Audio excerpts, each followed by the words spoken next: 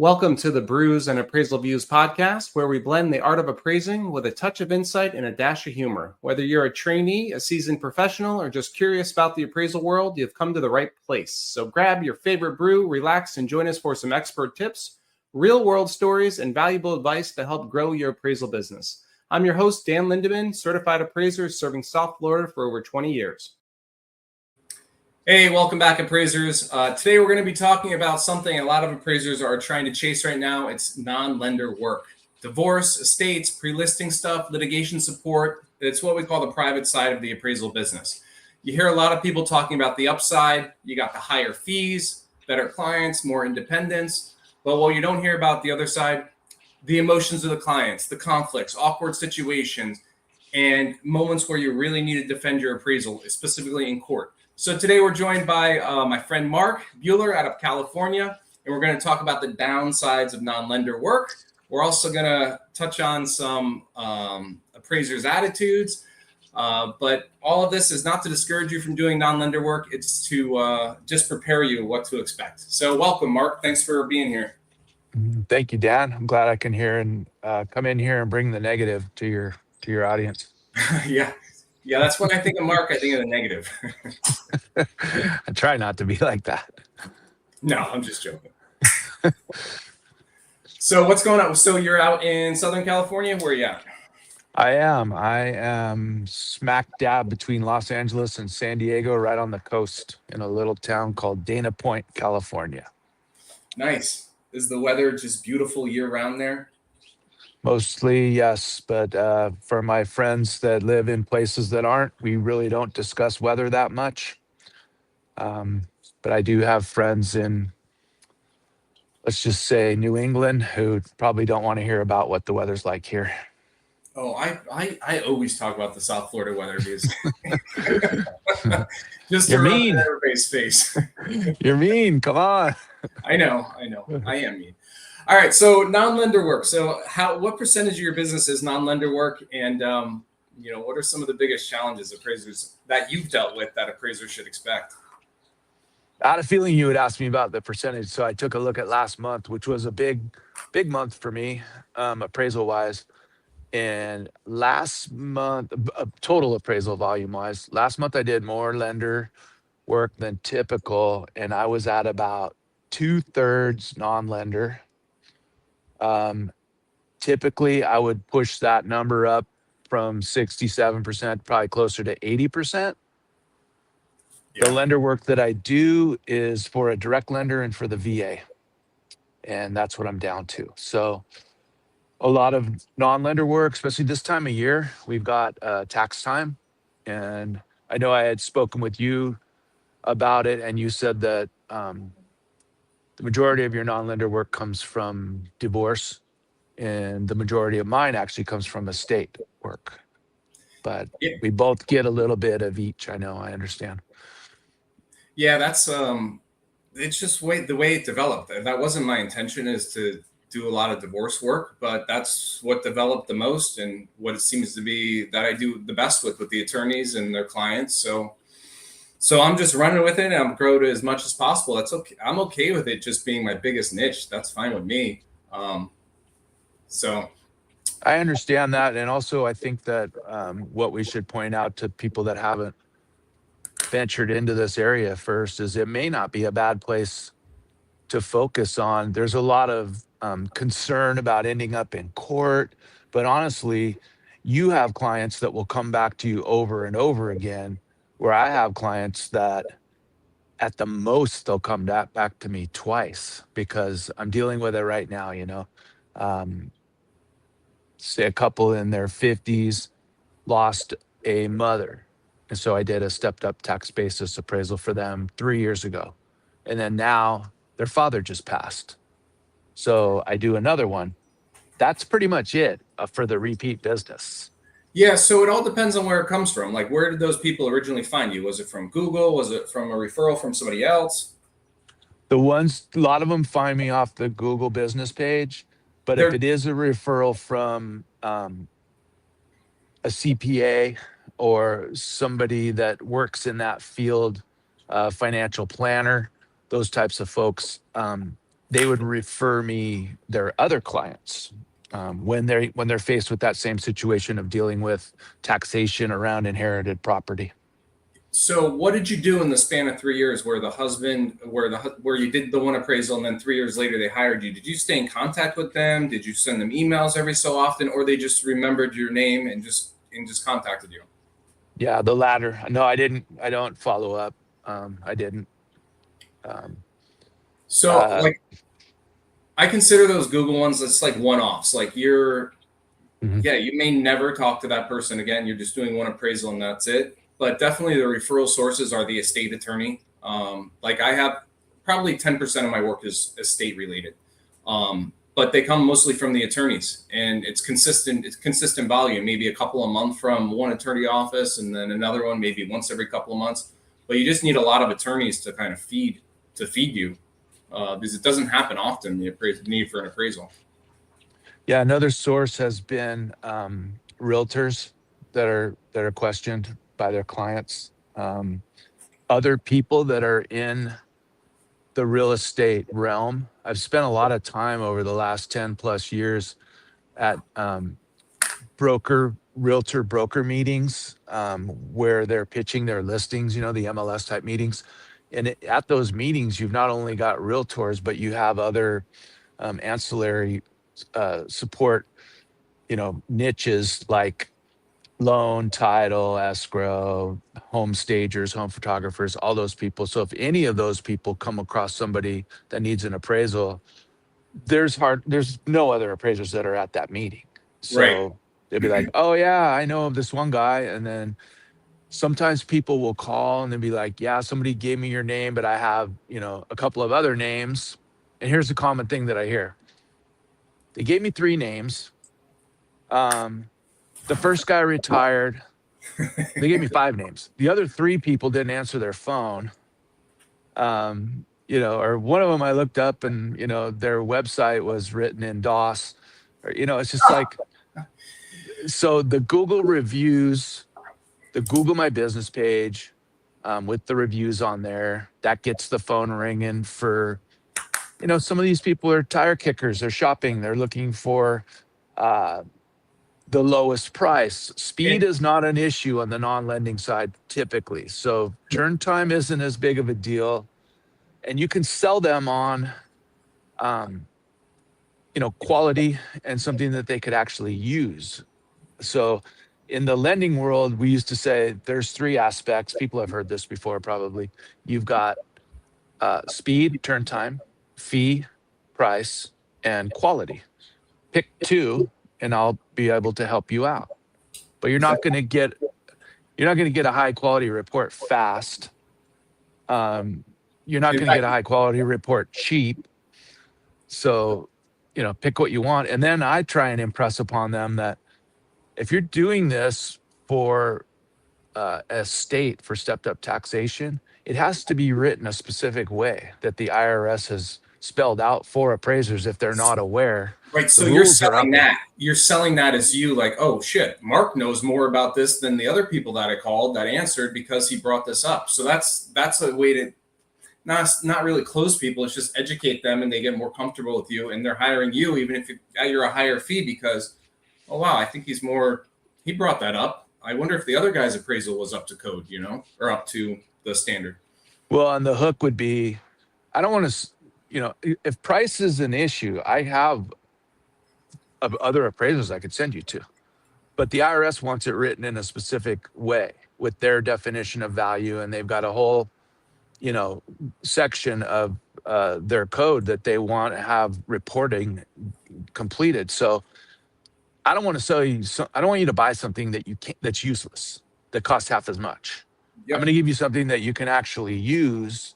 So here's a couple of questions to ask if anybody ever answers their phone, that's another appraiser.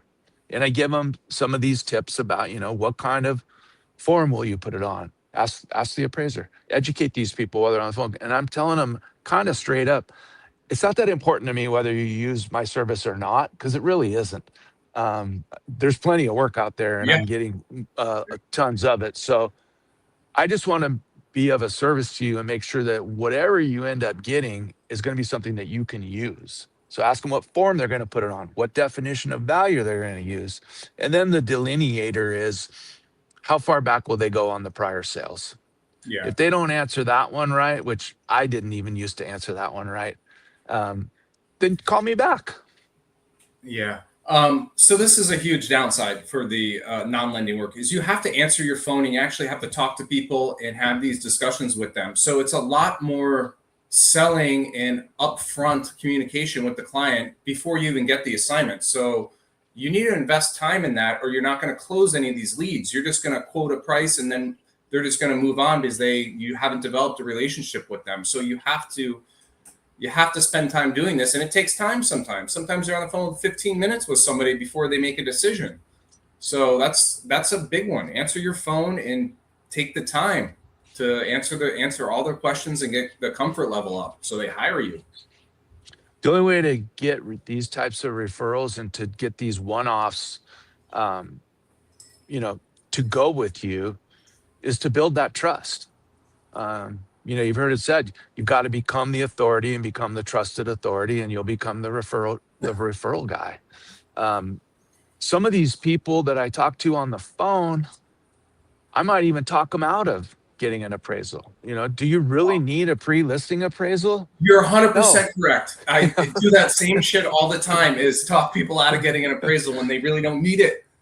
But you know what's come out of that unsolicited is a positive Google review, which is worth more than any appraisal fee could think about being worth. Absolutely. They'll put on there, he spent time with me and he educated me about the process, and he just gave me his time and his information, and they don't have to say we didn't even do a deal. It's a positive, a 5-star, and you get enough of those. And even if you're the worst burger in town, if you have the most reviews, people will go eat your burgers. I couldn't agree more. How many reviews do you have? Oh, it's in the 70s, I believe. It's Holy more shit. than. Oh, it's a lot. You're at 344. Wow. No, I'm not. That's what the internet says here. Hold on. That's believable. Hold on, where are you If at? you have 25, you've got more than your competition. All right, you got 73. All right. There you go. But there is another CMP appraisal in Virginia. They have a lot of reviews, so it seems like you know what? We refer work back and forth to each other. Oh, that's awesome. Yeah, people will say, "Oh, CMP, I've got this job in Norfolk or Virginia Beach," and I'm like, "Oh, you're talking about our East Coast branch," and I'll connect them. Yeah, that's awesome. I get reviews like that too when people actually just call. They almost want to just pick your brain. That's all they want to do. And if you spend 10, 15 minutes with them, they say, okay, like, do I owe you anything? I'm like, no, just leave me a positive Google review. I'll text you the link right now. And they're like, yeah, absolutely. I'll do that. So you kind of have to be a resource for everybody. Even the agents, they're going to call you once you go into an office and talk to the agents. They're going to call you with stupid freaking questions that you need to take the time to answer, or you're not going to get referrals from them. So it's like a give and take. You have to develop those relationships and talk to these people. So it takes time. So a lot of appraisers just don't. That's how you succeed with non-lender work. So, but it does take time, and that's a downside of it. Here's a trick that I've used. So go to the broker preview meetings, and I meet with them. And if you go to a broker preview meeting and you want to speak to their group, typically you're going to have to bring something. It's like breakfast, realtors like food and they like liquor. So, at these meetings, you can't bring liquor, but, so you pay the price to get in front of them. And then at the end, say something like, if you're in a real estate office or you're a broker and you're running in a real estate office, I come to individual offices and we'll speak about appraisals if you're interested. A lot of them are interested. Like, oh, we love it when the appraisers come because we can ask them all kinds of questions. When I go there, I may probably bring a real short slide presentation. And on my last slide, there's a QR code and it goes straight to my Google reviews. Oh, that's so really if you look smart. at my reviews, it will be, he gave a great presentation in our office about ADUs. That is Now, really I know you smart. don't have a massive audience. That's why I'm letting that secret out. So That those of is you, really smart. I'm going to steal that. I'm stealing that. And anybody I'm who also, listens to this is welcome to steal it, because honestly, I could tell that every appraiser within 25 miles of here, how I did it. No one's going to do it, yeah, because it takes work. You have to go and meet people and get out of your appraisal cave and talk to people and answer your phone and put up with, realtors are not the enemy. They are actually one of your best allies when it comes to switching over everything. to non-lender work. Yeah, they're going to give you estate work when an estate attorney they work with needs help. They're the point person for a lot of stuff, even the divorce stuff and just like partition actions. They're like the point person. People call their agent when they have anything real estate related. Um, They call the realtors, the loan guys will ask the realtors and each other, do you know of an appraiser? Say you need some title help, or you want to do a 1031 exchange. Like, do you guys know anybody? Who do you go to? You go to the people that you hang out and get free breakfast and coffee from at these weekly meetings, and then your name comes up. So it's it takes a long time though. I wouldn't expect to like go to a couple of meetings and then have your doors knocked over with, appraisal work. So it's a consistent slog. But yeah, after 10 years, it's gotten to the point where I don't have to show up every week. Um, my name is out there, they know it. And, you know, so as far as the downside of that, yes, you're going to spend time answering questions. This week, I had a loan officer come to me and go, I got this appraisal and it's, clearly not to his liking. Okay. They use this comp, blah, blah, blah. And so this was the scenario. I got an appraisal 4 years ago for 1.4 million. A year ago, I got an appraisal for 1.7 million. And then I just got one this week for 1.4 million. What do you think about that? I said, I'm a reviewer. I review hundreds of appraisals every month. I said, they're probably all wrong. Um, the 1.7, probably high. The 1.4, probably low. Well, me and AI went to work for this guy and created a um, reconsideration of value for him to submit to the lender. yeah, Typically, I won't do this type of stuff in writing. I would take that as a phone call, and I would have it, not recorded, and yeah, just say, yeah, here's what you should write or say. Throw in a couple of appraisal words like market reaction, like credible, um, these types of things. And, we'll see what happens. But that's the kind of thing that took me out of my routine, what I was focused on. And I spent 30 minutes, scouring MLS and coming up with some comparables, dumping them all into Claude or Grok or whatever, and saying, this is the question. Here's the data. Can you help me with the answer? And it right. crafted something that I molded and edited and sent off to him. Now, did you charge him for that, or No way. that was just a relationship builder? Yeah, I don't charge for that stuff. But Um, I remember when COVID hit and, after everybody shut in and, hoarded toilet paper and food, after a while, it was like everybody got really busy, and lending got real busy. And I was not going after lending. I did not do lending work during that time. I did not pursue it. The rates were dropping and the refis were just, they were popping. yeah, And so at that time, I was continuing to attend these meetings. The meetings got easier because they were on Zoom. So I could be in one part of the county at 9 and the right. opposite side of the county at 10 and show up on Zoom in a little box. Fast forward a few years later, and I show up at these meetings and they're like, wow, you're a lot taller than you look like in that little box. And a lot uglier. But so anyhow, my friends who are lending appraisers, they said, let's go out and golf. I'm like, I don't know how to golf. They're like, no, it's cool. Let's go. So I started to learn how to golf after a while, because at first I said, I can't go. They're like, why not? I go, because I'm busy. And they're like, busy doing what? I'm like, I'm busy doing appraisals. This was at the time in COVID when nobody was busy. Yeah, Um, or it was after, right? When the rates went back up. Anyhow, it was a low Oh, time. right. Okay. So they had stored up a bunch of money. And during that time when they were storing up all that money, doing all those lender jobs, they didn't have any time for golfing. Then after that, they still had some money and they had plenty of time. I didn't have time at any of it. And so finally I went out with them, but they were like, why couldn't you go? I'm like, cause I'm busy working. They're like, doing what work? There's no work. I'm like, remember all those stupid meetings I've been going to where you were asking me, are they paying you to go there and speak to them? They're paying now. Yeah, right. So They're paying off. I didn't have a slowdown when rates went up. My volume stayed consistent. In fact, it increased with just different type of more non-lender work. So I didn't have any slowdown, thank God. But it took me 10, 12, 13 years to get to that point.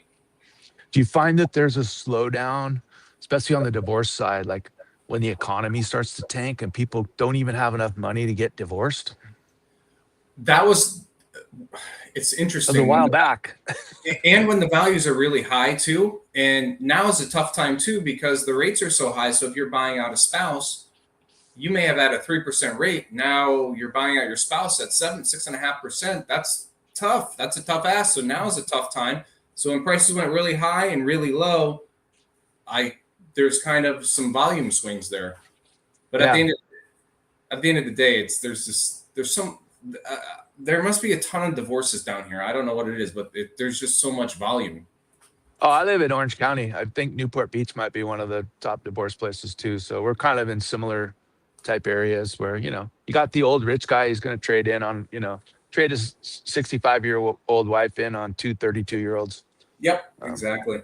So it's yeah, so there is some negative. And it is apparently, back to that point, tied to the rates. You want to get away from mortgage work because it's tied to the rates. You're busy when the rates are low. You're not busy when the rates are high. Refi booms come and go. It's nice with lender work. You don't need to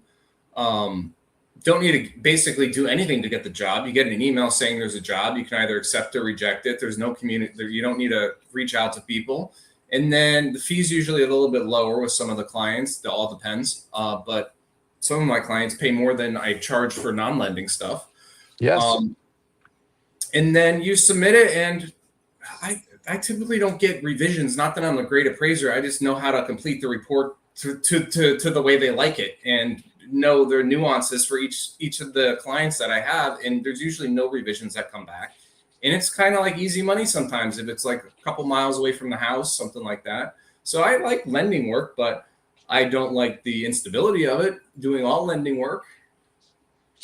I think the way that I've structured my reporting, the form reports for lenders, they take me longer to complete. And I don't use a traditional GPAR, but anybody who does would understand that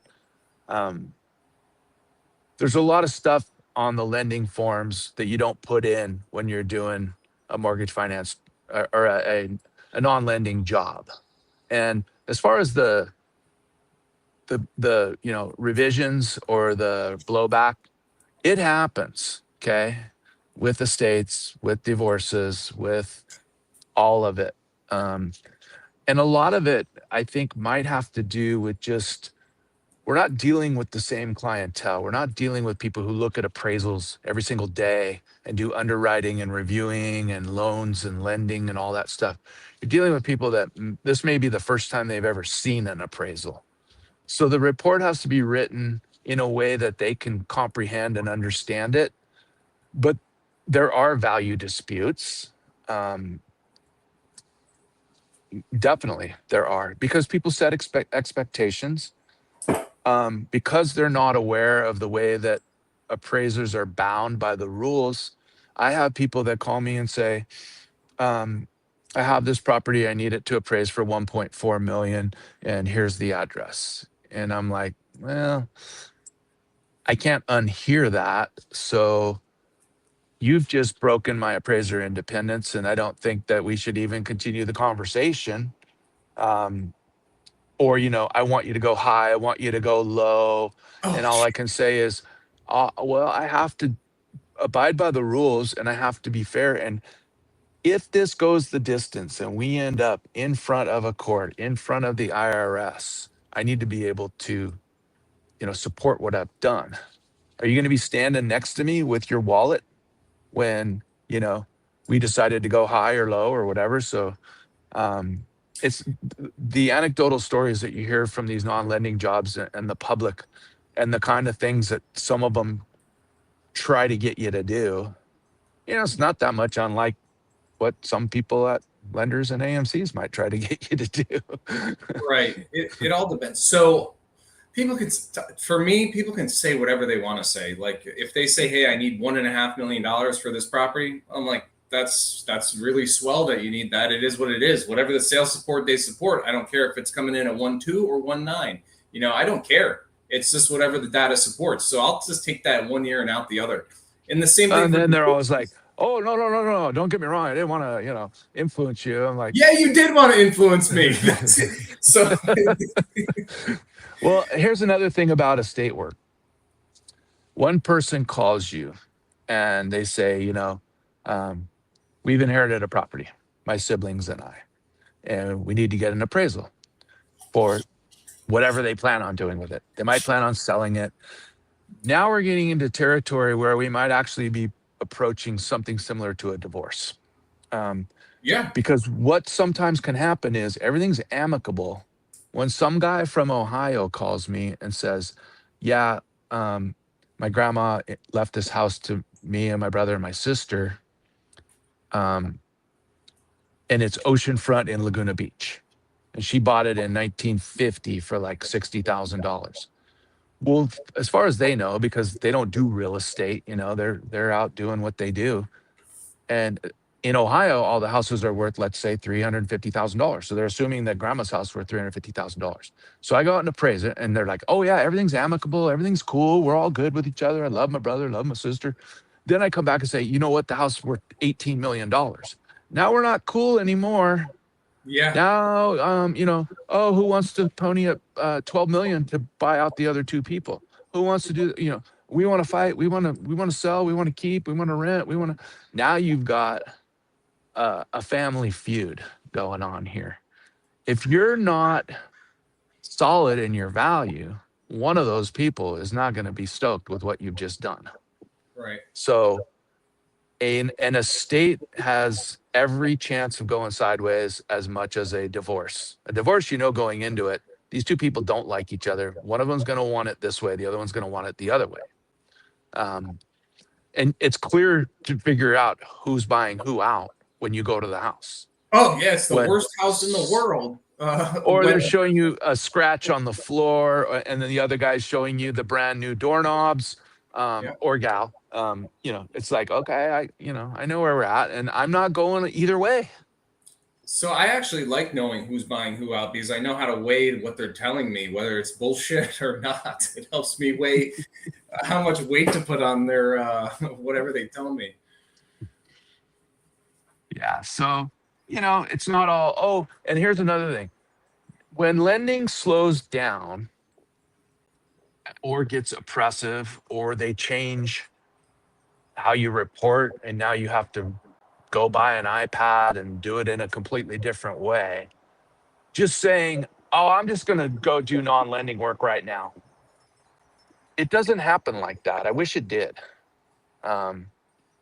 Again, I'm not trying to dominate Southern California. I wish it was that easy for my peers, because it takes a lot of time and effort and work that you're not doing lending work when you could be, to build that up.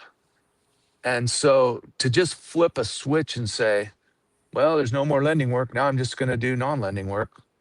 And then you go out there and you go to a couple meetings, or you run an ad, or you do something in a way that you've heard about that might bring non-lending work, and nothing happens, and you give up.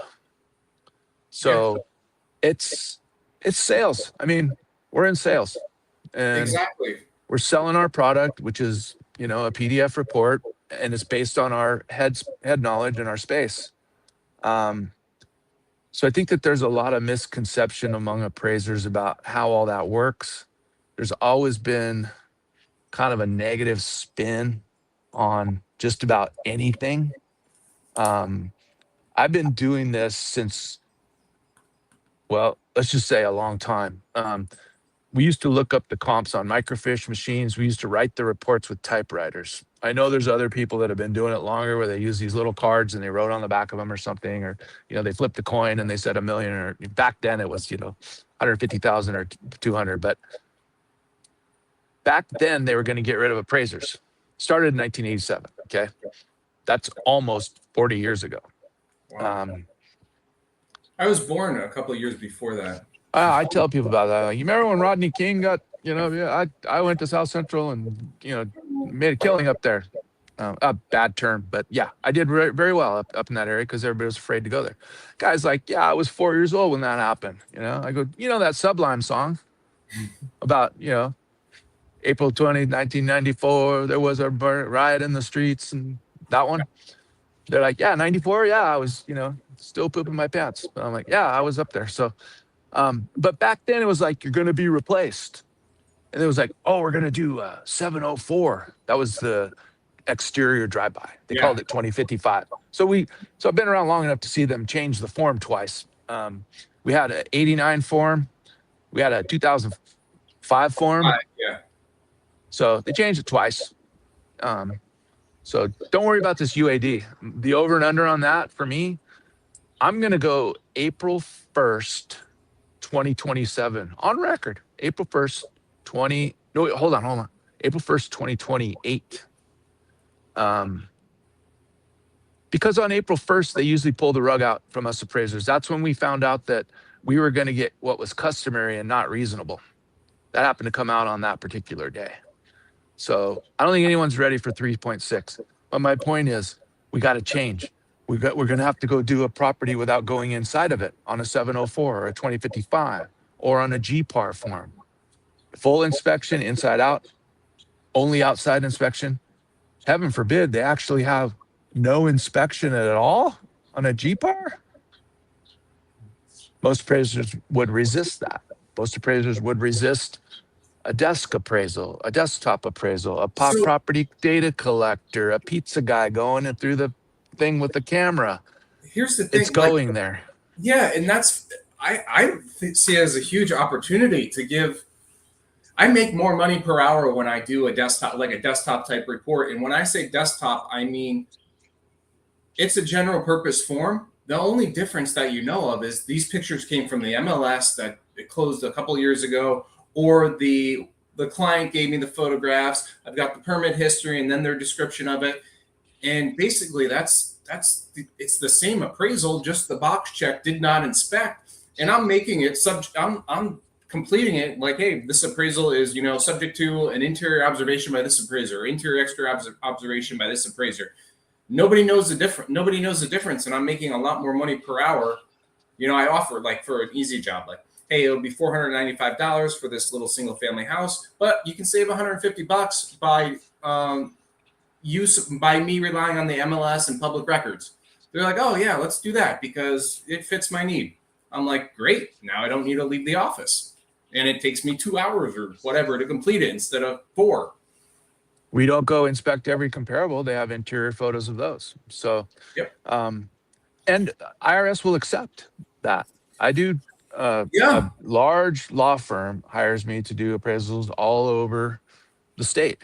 And yes, I do have geographic competency all over this humongous state of 40 million people. At one point in my career, That's not even a thing. That's not even a thing, your geographic competency.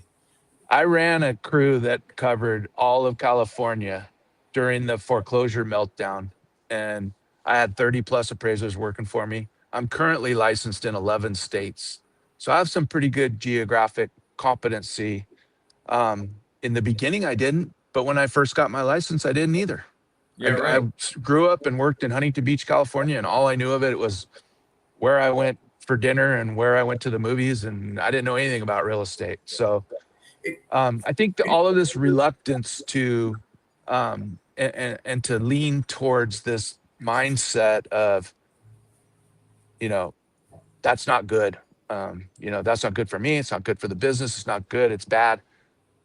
I've made more hay out of things that I thought were terrible ideas. Um, some of the best opportunities that have come my way are opportunities that at first glance I would have said, no way in the world would I ever do that. And now I'm sitting here going, what an idiot. Because I've been doing that for years and I charge the same amount to somebody whether I go inspect the house or not.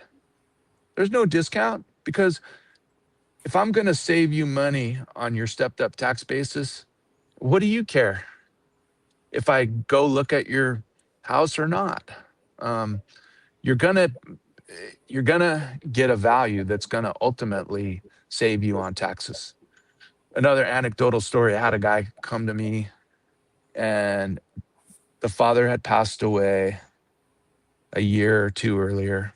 They got an appraisal done on the house in this town here where I live, and they got $3 million value. A year later, now this is during COVID, prices were going up pretty heavily. A year later, they sold the house for 4.5 million. 1 year later. And so now they're on the hook for $1.5 million capital gains. I said, that doesn't seem right to me. Let me go back because you can go back. Here's another thing. I'm doing 2012 right now. My oldest one I ever did was 1971, a few years back. I've done 1989. How do you do that, Mark?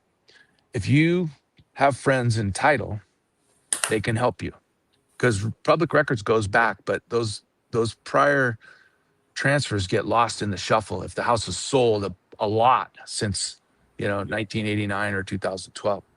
So end of that story, I go out and appraise the guy's house for 4.2 as of a year earlier. Yeah. So it went up about a little under 10% in that year. Do you think he was happy to pay my fee? Absolutely. His gain went from $1.5 million taxable in California. You're looking at giving back half probably to 300 gain. Yeah, and I have one. I get this quite often. It's like the property they inherited it and held on to it for a couple of years, then resold it. Now when they're getting ready to do their taxes, the CPA is like, okay, how much was it worth when you inherited it? They're like, I don't know. The property's since been gone, so you have nothing but the MLS anyways to go back and reference. So you have to be able to do that. It's just like a desktop. Yeah, it is a desktop. And I charge the same thing for that type You of can't product. get in the house. You can go drive by the outside of it if you want. Yeah. But I'm There's in no an need area to. where most of this stuff around me is gated. Yeah. So there's not much point in me driving around and taking a picture of the security guard. Hey, here's one for you. How are you taking pictures on private work of comparables? No. Yeah, me neither. I'm not wasting my time doing that. I already know the neighborhoods. I have aerial pictures. I know I have everything at my disposal. I'm not wasting 30 minutes driving around taking a picture of a sale. I do include the photographs from the MLS, but now they're going to start pulling them all out, and we're just going to get That's not one. acceptable. That is not acceptable. They're going to do it. They've already started. Yeah. That's crazy. So that's going to be a problem. So I'm going to have to assume a lot of things. So this is what I tell people when they call and say, what kind of condition is the house in? And do you want me to go look at the house? And before you answer that, tell me what kind of condition it's in. Because if there are no interior photos of the comparables, I'm going to have a range of sales that go from 1.2 to 1.9. And I know that your house is trashed. And most of them are. These old folks are not watching HGTV and putting in waterfall countertops. They're just trying to get to the doctor on time, and make sure that they get home in time to watch Judge Judy or whatever. So way to sum up that entire population. You're in Florida, what I'm saying? I know.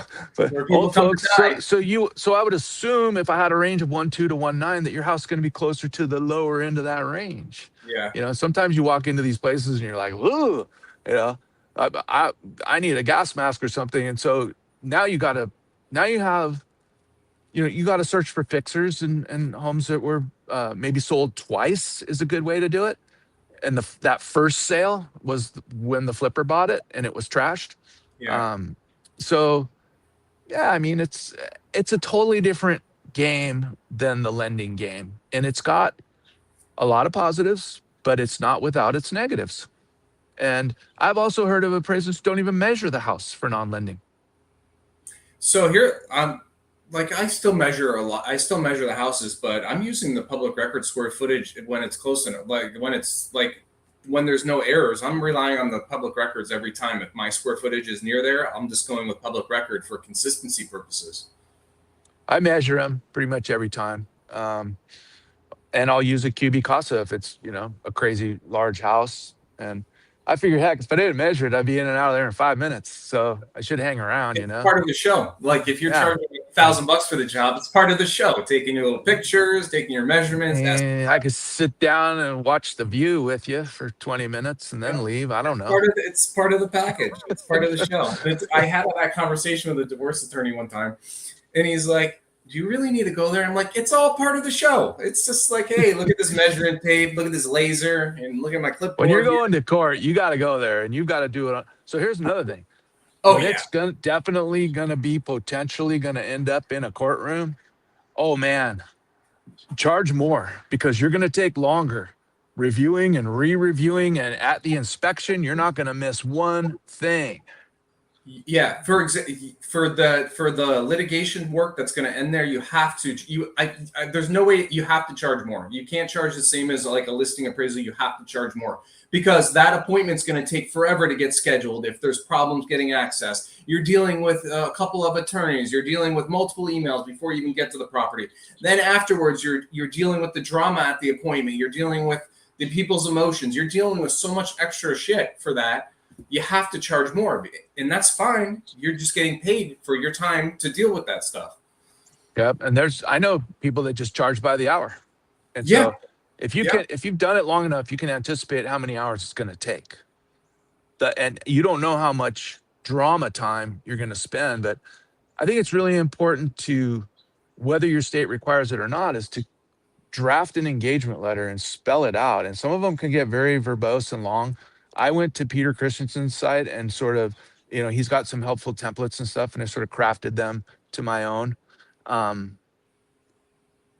But if there's ever any question about, why or how or what you did, it's all right there. And then, you kind of have to tiptoe around this thing, but when people start to tell me the story about what a terrible person they're dealing with or, what happened to them, sometimes I have to you have to listen and be nice, but at some point you have to say, my job here is to determine an opinion of value. And all of this other stuff is just peripheral noise that isn't really going to matter in what I'm called to do one way or the other. I'm sorry for your situation, but, I don't want the story. I just want access to the house if possible. So it's a fine line because you're dealing with people going through things. So it's not as if just some borrower, who a serial refinancer who, has had 3 appraisals this week. They know the drill. Yeah. These people, it's the first time they've ever dealt with this. They're dealing with, loss or high emotion. Their family's blowing up. It's high emotion, and listen, I just let people talk. Like I just let them talk. Like if they want to get something out, I'll just let it talk and just like agree. Like, oh wow, I can't believe that's going on. That is really interesting. Wow. And they're going to tell you because it's almost like they need a vent to you. At least that's been my experience. Like when these are high emotion type of cases and stuff, they just want to vent to you. And I just sit there and listen to it. It's just information. It's just information, and it's not even relevant to the appraisal most of the time. So I just listen. He's a real dirtbag, so I need you to come in low or high or whatever. And you're like, yeah. But I do. I kind of like knowing. I kind of like figuring out who's at fault in some of these relationships that are like bad. I'm like dealing with one of the husband or the wife, and I'm like, I'm pretty sure he's the reason why they're getting a divorce because he's an asshole. Here's the other thing about the worry about getting into divorce work, litigation work. I fell into that camp 100%. I did not, someone would call me and say, so what's the purpose of this appraisal? Well, we're getting divorced. Is there a possibility that this could end up in court? Well, there's always a possibility. And if there was even a smidge of a possibility, I'd be like, no, I'm not into it. Now that I'm doing it, they never go to court. Yep. I just got an email last night. Oh, we're just going to go with your appraisal. We're not going to need you to appear. Did a really big one that there was a jury trial scheduled day one of a week plus long trial on a view diminution. Started at 9:00. At 10:30, I get an email saying they settled.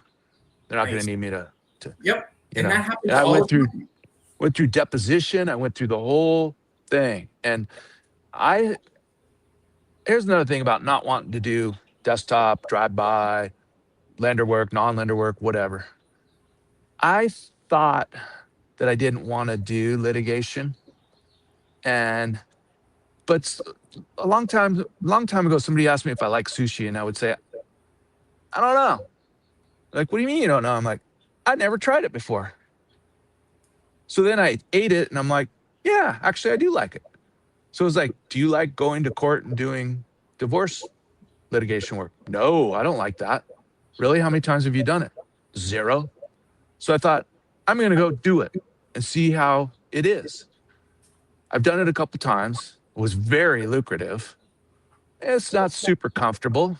But here's where I'm at with it. From a person who would never want to do it, because I figured rather than 1 out of 100, I'd end up in court. I thought it was 99 out of 100, I'd be going to court, and I just don't have time for that nonsense. Here's my position on it right now. I'm not avoiding litigation work, but I'm not pursuing it. Yeah. I think you have to be open to, like, if you're doing non-lender work, I think you have to be open to it. I work with a commercial appraiser, and he just doesn't do any stuff that could end up in court. And I'm like, oh my God, that's the stuff that's pays the most, and it gets easier every time you go there.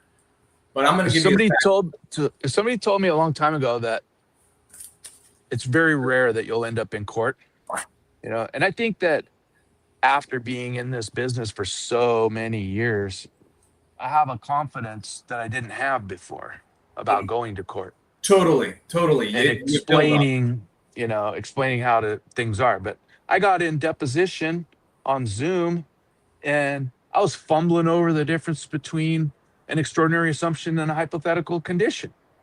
So, but at the end of the day, nobody cares. You know more about it than they do. And to your point and mine, you got to be willing to try stuff, even if in your mind you've already made the decision that it's going to stink, because it might not. It might be actually really awesome. So here's some stats for you. So in 2025, I did 119 appraisals for a divorce, and I testified four times. 4 divided by 119. So basically 3.4% of the cases ended up going to trial. So 97% of them don't go to court. So if you have to do 30 of them before you're even going to go. Like if you do 10 a year, you'll never go by those numbers. Yeah, right. Because 3% of 10 is less than 1. So that's how many times you're going to go, less than 1. And I bet there's probably another 3 or 4% where that settled, like I was planning to go to trial and they settled like a couple days before. So in some of those you get paid for it. Like one of them, I had to go to the courthouse. I charged a 4-hour retainer, sat there for an hour. It ended up settling. And with the drive time, review time, all that crap, I still got paid for it. And the guy's like, am I going to get a refund? I'm like, no, you're not getting a refund. It's not contingent upon me testifying. I took all this time. That's what you're paying for. That one of the first times I did it, I think that a lot of that money that I earned, that I really only spent like 15 minutes on the stand, a lot of it went to all the angst and anxiety that I produced within myself, paying back for all that. But, yeah. But I know people that do non-lending work. Sorry, I'm outside. Got a motorcycle going by. they get some pushback, they get some heat from people sometimes. But, nobody that I know well, I take that back. Almost every person that I know is not 100% non-lending. So you're going to do some lending work and you're going to get some pushback. You're going to get some pushback in the non-lending area and in the lending area. But I think if you open your horizon and your eyes to take on some things that you probably previously would have been like, nah, I don't really want to do that. I heard recently that there was a poll that said, are you ready for UAD 3.6? No. Are you going to do UAD 3.6? 50%, and then a couple weeks later, 80% of the respondents said, I'm not doing UAD 3.6. To me, I'm like, well, I'm going back into lending and I'm going to learn UAD 3.6. Because if our job over the years, it's been supply and demand, just like any industry and commodity. If this is true and all the old turds like me are going to tap out because of 3.6, they're still going to have the same amount of loans. They're probably still going to need full appraisals, especially on the difficult properties. If you're not willing to put it on the new 3.6, there's going to be a supply and demand issue. So you can demand as an appraiser as much as you want to do this job. Now people are saying, oh, I'm going to have to sit at the house for 3 hours. I'm going to have to, it's going to take me longer.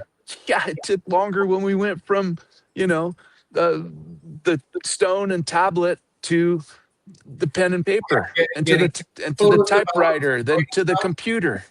Yeah, it may be during COVID times. It may be like, hey, my appraisal fees this, and either if you don't book my services, somebody else will. So you pay whatever price because there was so much demand back then. So maybe like during COVID times, like, hey, a standard appraisal may be $1,200 for 3.6 because nobody wants to do it. So I'm totally with you. I'll do 3.6 all day long. It just needs to be at the right price.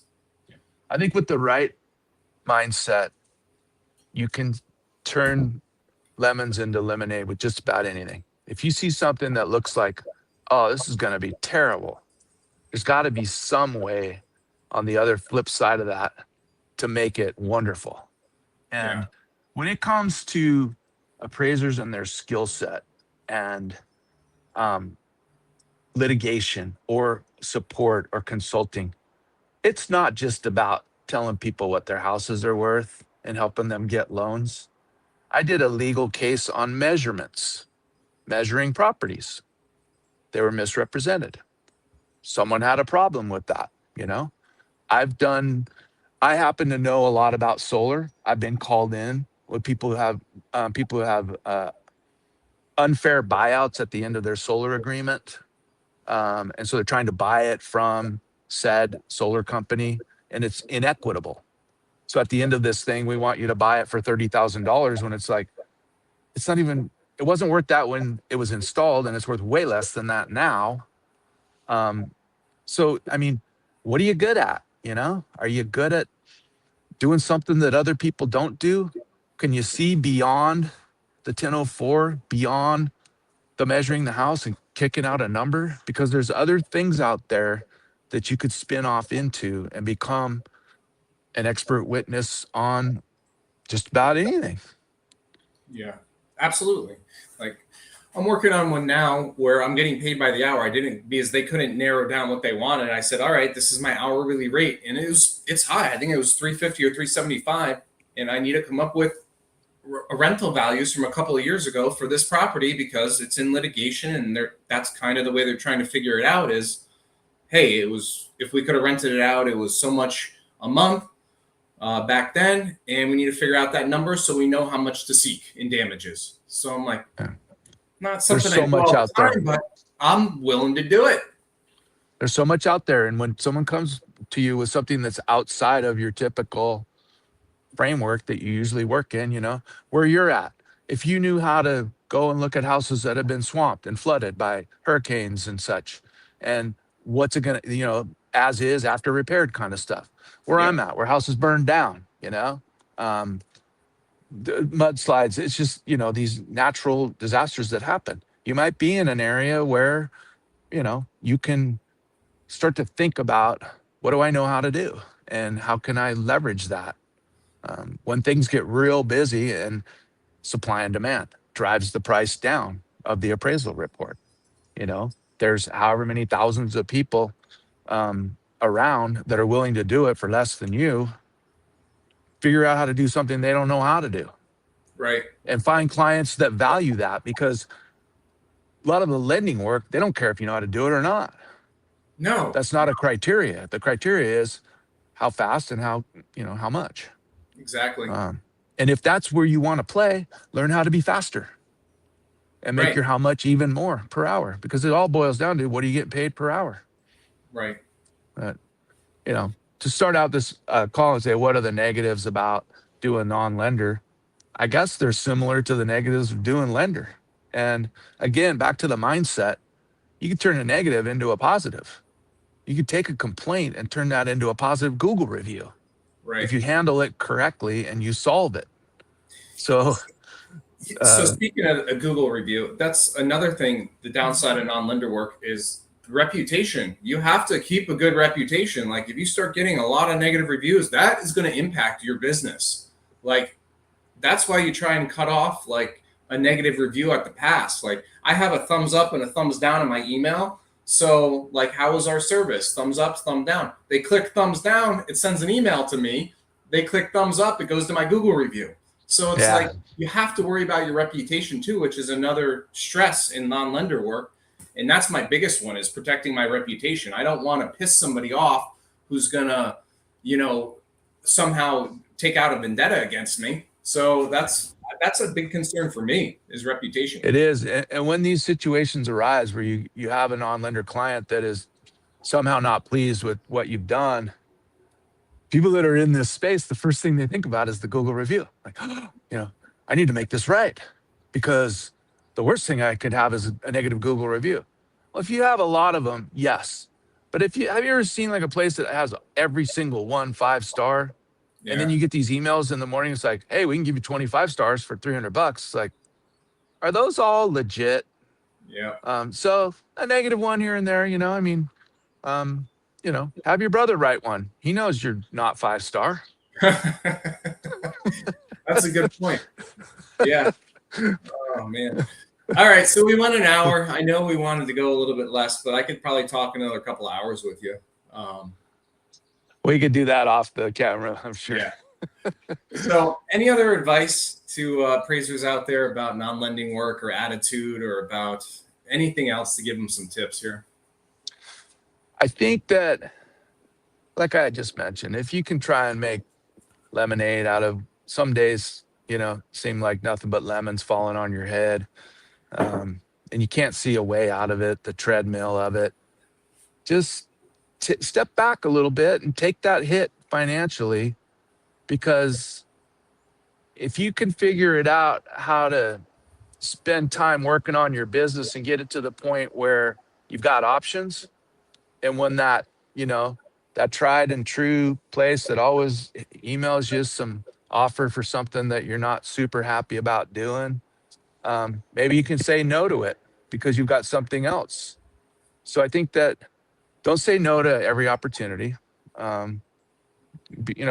Approach it guarded, but still, every opportunity is an opportunity. When I got into the education side of appraisal, I never said no to anybody, and I kissed a lot of frogs, and in appraisal too, until I found the Prince Charming or whatever. So that's what it takes. It takes that kind of attitude where it's like, I'm gonna do this even though my preconceived notion is that it's gonna stink, it's gonna be horrible, and if it is, don't do it anymore. The beauty of being an appraiser is you can work as hard or as little as you feel like. If I didn't feel like going to work today, I'd just drive down to the beach, and post up my chair and hang out, Yeah, but there's a lot of freedom. There's a lot of freedom, and there's a lot of opportunity that a lot of us would dismiss just right away without even giving it a chance. And so tap into that, tap into this stuff. Get out there, talk to people. You and You're smart. You have knowledge that a lot of people don't have, even if you don't think so. and when you get out there and start talking to people and networking, the opportunity or the ideas that come to you, it'll follow. But when you get out there, but when you're sitting in here doing lender work 24/7 and not doing anything else, you're not going to think of opportunities. You're just going to be pissed off just writing up reports. You're not going to change until you feel the heat, and you're not going to grow until you're stretched. So, and no one's going to do it for you. You've got to do it yourself. And right now, with the tools that we have available to us, you can shave time off of your day with these appraisal tools of, helping us with calculating adjustments and form filling, and the capabilities of artificial intelligence are blowing my mind at this point, on everything from how do I get from this appointment to that appointment, what time should I leave, to how do I explain the difference between the 100 block and the 200 block. Yep. It's amazing opportunity that we're living in right now with it. Leverage every just leverage every opportunity and every tool that's out there. Don't dismiss them. Try them, then dismiss them if you feel like they need to be dismissed. But like that sushi analogy, who's I to say, no, I don't like it? I never even tried it. Right. So, don't knock it until you've tried it, I guess, is the final word. So just plug your continuing education. What courses you have for the appraisers out there? Well, my continuing education career is changing. My classes will be available online, probably starting this summer. My live presentations of courses, I think, are finished by Zoom or in person. It's been a good 10 plus years of doing that. Now, I think a lot of appraisers currently are stuck on prescribed required coursework, and it's becoming more and more. So, like I said, I'm licensed in 11 states. Some of them, like your beautiful state of Florida and mine of California, require 17 hours of, you don't get a choice of what you take. We've got 7 hours of IS, 7 hours of USPAP, and 3 hours of state law. Doesn't leave a lot of room for electives. I also feel like many appraisers, including myself, would prefer to do it online at self-paced. Yeah. So, and I've done it, I enjoyed it. It was great. So all my stuff is going to be available through Appraiser e-learning online, probably starting this summer or end of this year. And I teach classes on solar. I have 2 of them, a beginning solar and advanced solar. And I'm wrapping up in California, I offer with another gentleman through a nonprofit, we get grants from the utilities here. So we offer free continuing education in California to appraisers, and they get the certified green appraiser designation. So they learn how to identify and value and appraise properties that have energy efficient features, and some that are certified. Some homes are certified green labeled. So I've been doing that for over 10 years also. And I'm going to do that until the end of this year also. And then, I'm going to continue appraising and doing my thing. And so the plug on my CE is it's at Appraiser e-learning. When we finish the process of getting it approved on what they call IDEC, distance education curriculum, all that protocol. So Nice. There's another opportunity for appraisers, Right. It's just another way to diversify your business. Yeah, it's been great for me. I enjoyed it and still do. I have friends that are getting into it. I said, do you like teaching? Because to me, I think it's important that you like what you do. If you hate being an appraiser and going to work, do something else that makes you happy. Right. I always thought I'd like to be a boat broker and drive boats back and forth to people. But it looks glamorous on the outside and easy, but it's not. All right. All right, Mark, I really appreciate your time. I think you gave a lot of appraisers trying to get into non-lender work a nice glimpse into the other side. But again, appraisers, just look for opportunity out there because it's everywhere. And to your referral network, there are referral partners where you might not expect that they are, including what you might consider your competition. I refer a lot of work to local appraisers because I can't do it fast enough. I'm backed up. They want it fast. They want a commercial job. I can't do that. But talking about that, I just do residential. I'm a residential appraiser, but I sometimes take on a lot of commercial work, and I just hire this certified general to do the assignment, and I just manage it for the client. So that's another opportunity that kind of fell in my lap. When you start getting non-lender work, you get tons of calls all the time. I don't even advertise commercial work, but I get calls for it all the time because consumers don't know the difference between a residential and a commercial appraiser. They have no idea. So that's just an opportunity, and I make some of the margin right there just for managing the transaction. So that's an opportunity that I found, and it's very lucrative. And appraisal management. So again, another opportunity that you shouldn't dismiss. If somebody calls you up and says, I want you to do this appraisal for a divorce, and suddenly your walls go up, oh, not a divorce. And they have 4 residential properties in the city you live in, and they have a commercial property out in, 50 miles away. Well, I don't do commercial. Click. No. Yep. The hard part is finding a commercial appraiser that you can trust. So that takes a little bit of time. Absolutely. But take that job. One of my mottos has always been to over promise and figure out a way to deliver. I think it's the other way around. Under promise, over deliver. No. Can you do that? Angel Stadium or Dodger Stadium? Yeah, I can do that. Let's go. Then find someone to do it. That's funny. And then the last one is, and I'll leave you with this. My dad, I think, told me this. Son, some of the best deals that I've ever done are the ones that I didn't do. He wasn't an appraiser. He was a salesman. But it holds true. I agree. All right. With that, Mark, I appreciate your time. Thanks, Dan. Good to see you. All right. We'll catch you on the next episode of Appraisers. Thanks for joining us on the Brews and Appraisal Views podcast. I hope you enjoyed this episode and found some value in it, which you can apply to your appraisal business. If you enjoyed it, please subscribe and leave a review. It really helps us reach more appraisers like you. For more tips and to connect with other appraisers, visit referappraisals.com. Until next time, keep brewing up success in your business, and I'll catch you on the next episode.